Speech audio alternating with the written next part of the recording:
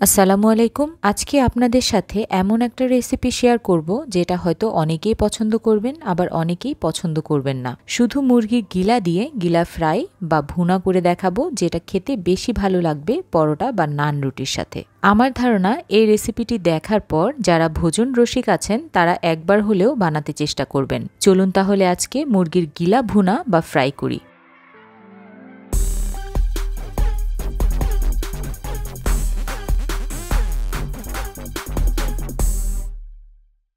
আজকে রান্নার জন্য 1 কেজি পরিমাণের মুরগির গিলা নিয়েছি, যেগুলো পরিষ্কার করে তারপরে খুব ছোট ছোট সাইজ করে কেটে নিয়েছি।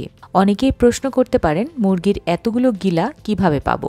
উত্তর হচ্ছে, হয়তো জমিয়ে নিতে হবে, আর নয়তো বিভিন্ন সুপার স্টোরে এখন আলাদাভাবে বিক্রি করা হয়, একটু খুঁজলেই পেয়ে যাবেন। এইবার এই গিলাগুলোর মধ্যে আমি বেশ কিছু মশলা প্রথমেই মাখিয়ে নেব, যার মধ্যে রয়েছে 2 টেবিল চামচ আদা বাটা এবং 1 টেবিল চামচ রসুন বাটা, হাফ টেবিল চামচ ধনিয়ার গুঁড়া লাগবে, সেই সাথে 1 চা চামচ জিরার গুঁড়া, হাফ চা চামচ সাদা গোলমরিচের গুঁড়া দিয়ে দিচ্ছি। টমেটো সস ব্যবহার করব 2 টেবিল চামচের মতো।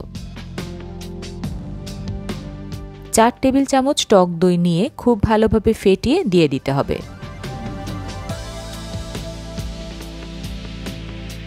সেই সাথে আমি প্রায় 1 কাপের মতো পেঁয়াজ বেরেস্তা ব্যবহার করব, তাই ভেঙে দিচ্ছি।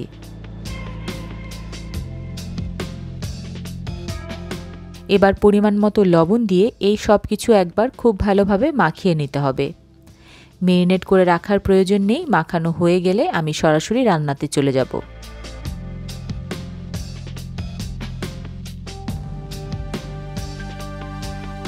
আজকের রান্নার জন্য আমি বেশ বড় সাইজের একটা তাওয়া ব্যবহার করছি, তবে আপনারা আপনাদের পছন্দ মতো যে কোনো ধরনের প্যান ব্যবহার করতে পারবেন।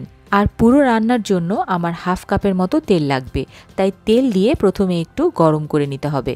তেলটা গরম হয়ে আসলে 2 টুকরার মতো দারচিনি, 5-6টার মতো এলাচ এবং একটা তেজপাতা দিয়ে দিচ্ছি। আজকের রান্নায় গুঁড়া মরিচ বা হলুদ ব্যবহার করা হবে না, তাই ঝালের জন্য কিছু কাঁচামরিচ মাঝখান থেকে ফালি করে দিয়ে দিব।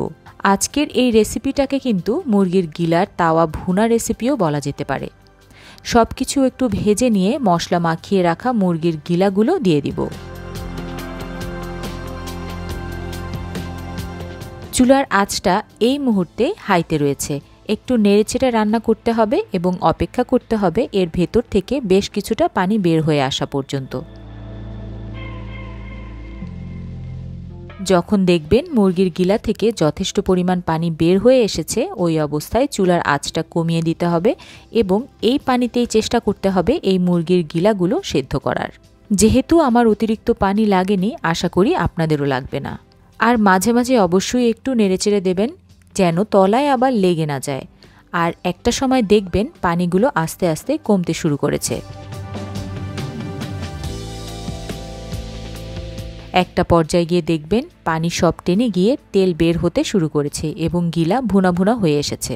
আর এই গিলা কিন্তু ইতিমধ্যে সেদ্ধ হয়ে গিয়েছে। এই অবস্থায় আমি এর মধ্যে এখন অ্যাড করব প্রায় 1.5 কাপের মতো পেঁয়াজ কুচি।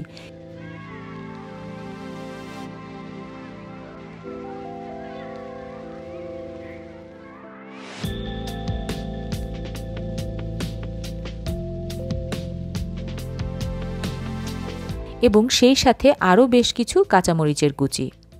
খুব ভালোভাবে মিশিয়ে অপেক্ষা করতে হবে পেঁয়াজগুলো একেবারে নরম হয়ে আসা পর্যন্ত। আর অবশ্যই কিন্তু মাঝে মাঝে নেড়ে দিতে ভুলবেন না।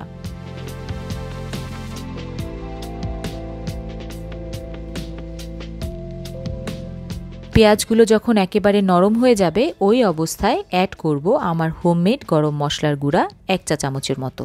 যারা বাড়িতে গরম মশলা তৈরি করতে চান তাদের জন্য এই গরম মশলা তৈরির লিংক আমি ডেসক্রিপশন বক্স এবং কমেন্টে দিয়ে দিব, আপনারা দেখে নিতে পারবেন। এরপর সব কিছু খুব ভালোভাবে মিশিয়ে চুলার উপর রেখে দিব আরও 2 মিনিটের জন্য। প্রিয় দর্শক, এটা পরোটা বা নান রুটি দিয়ে খাওয়ার জন্য তৈরি করলেও ভাত দিয়ে খেতে কিন্তু কোনো অংশেই খারাপ লাগবে না। যারা বাড়িতে ট্রাই করবেন অবশ্যই আমাকে ফিডব্যাক দিতে ভুলবেন না। আবার ফিরবো আপনাদের মাঝে নতুন কোনো রেসিপি নিয়ে। সেই পর্যন্ত ভালো থাকবেন। ধন্যবাদ।